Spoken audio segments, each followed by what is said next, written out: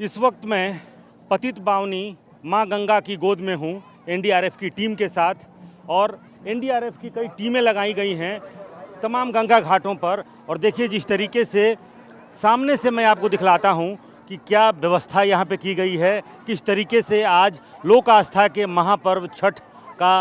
4 दिवसीय अनुष्ठान होता है, जिसका आज दूसरा दिन है। और दूसरे दिन आज किस तरह से आस्था का सैलाब कहें, चूँकि यहाँ पवित्र और शुद्ध होना है, शुद्धता का पर्व है, पवित्रता का पर्व है, लिहाजा खुद को पवित्र करने के लिए माँ गंगा, पतित पावनी माँ गंगा के जल से श्रेष्ठ और बेहतर क्या हो सकता है। लिहाजा जो छठ व्रती हैं और उनका पूरा परिवार जो है वो गंगा किनारे छठ घाट पर आज से ही पहुंचकर खुद को ना सिर्फ माँ गंगा के हवाले अपने को शुद्ध करने के लिए और उसके बाद से ये जल लेकर के और अपने अपने घर, ताकि घर को शुद्ध कर पाएँ। इसी शुद्ध जल में, गंगा के जल में प्रसाद बने, पकवान बने, क्योंकि आज से प्रसाद लेने के बाद से ही 36 घंटे का जो निर्जला व्रत है, जो कठिन व्रत है, ये व्रत नहीं बल्कि तपस्या है। और ये तपश्चर्या जब शुरू होती है 36 घंटे तक चलती है, जिस वक्त जो छठ व्रती हैं वो जल भी ग्रहण नहीं करते हैं। और ये गंगा का दृश्य है। गंगा हालांकि अपने पूरे उफान पर, सबाब पर रही हैं पिछले सप्ताह तक, लिहाजा कई ऐसे गंगा घाट हैं जहां अन्य सालों में बहुत दूर होती हैं, छठ व्रतियों को बहुत दूर जाना पड़ता है। लेकिन इस बार कई ऐसे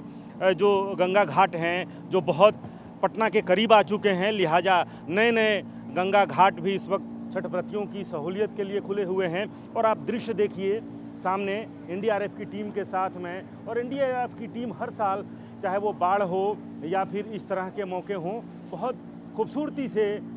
काम लोगों की सुरक्षा के लिए, क्योंकि यहाँ सुरक्षा बहुत ज़रूरी है, इस तरह से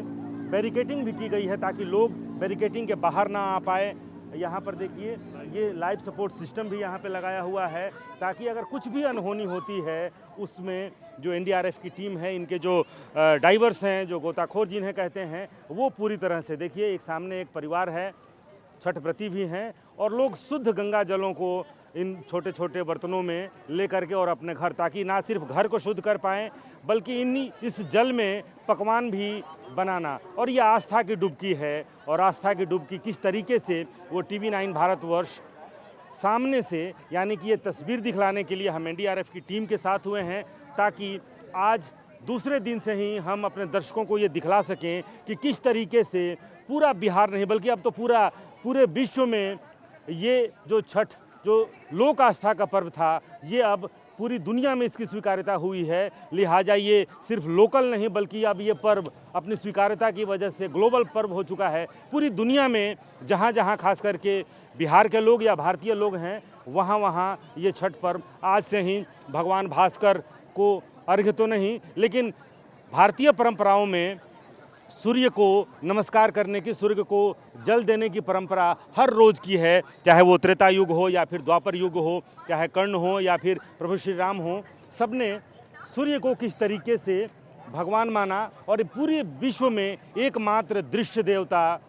सूर्य, जिनको हम साकार रूप में, साकार ब्रह्म के रूप में उनकी उपासना हम कर सकते हैं, जो दृश्य के रूप में दृश्यमान हैं। और दूसरी परंपरा की दुनिया कहती है कि दुनिया उगते हुए सूर्य को पूजती है, लेकिन भारतीय परंपराओं में, भारतीय मान्यताओं में हम डूबते हुए सूर्य को भी नमस्कार करते हैं, क्योंकि प्रकृति कहती है और प्रकृति में हमारी आस्था इतनी है कि हम ये स्वीकार करते हैं कि जो डूबता है उसका उदित होना भी तय है, और जो आज उदित हुआ है शाम को वो अस्त भी होगा। लिहाजा ये जो प्रकृति का उदय और अस्त होने का जो नियम है, उस नियम को हम सिरोधार्य करते हुए डूबते हुए सूर्य को भी हम नमस्कार करते हैं। और उदीयमान सूर्य में भी हमारी पूरी गहरी आस्था है। और भगवान भास्कर से ये छठ व्रती कहते हैं कि इस धराधाम पर जो सूर्य की किरणें हैं वो इसी तरह बिखरती रहें, क्योंकि सूर्य की किरणें जीवन है, सूर्य जीवन के देवता हैं, जीवन प्रदायी इनकी किरणें जो हैं वो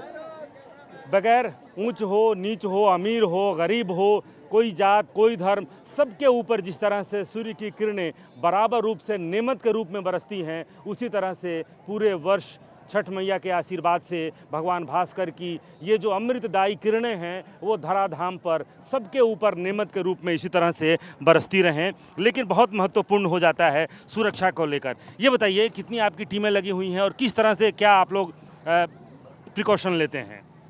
सर यहाँ पे हमारी टीमें जितने भी ये गंगा के घाट हैं पूरी सीरीज़ में यहाँ पे हमारी टीमें डिप्लॉय हैं और हर घाट पे 2 बोट। तो किसी भी अनफॉर्सिन सिचुएशन के लिए अगर कोई ड्रोनिंग केस वगैरह अगर कुछ भी होता है तो उसके लिए एनडीआरएफ पूरी तरह से तैयार है और हम अपनी ड्यूटी पूरे तत्परता से करते हैं। और ये हर साल होता है और बहुत बहुत धन्यवाद कि एनडीआरएफ के सहयोग से हमने टीवी 9 के दर्शकों को पूरी तैयारियां दिखलाईं। आस्था की डुबकी कैसे लगती है, तमाम चीज़ों को हम अपने दर्शकों को दिखला पा रहे हैं। और आज दूसरा दिन है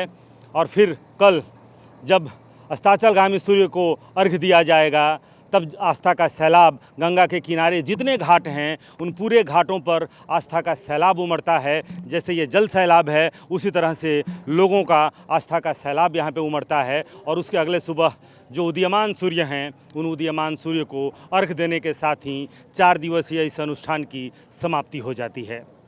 कैमरामैन कुणाल के साथ रूपेश कुमार, टीवी 9 भारतवर्ष, पटना।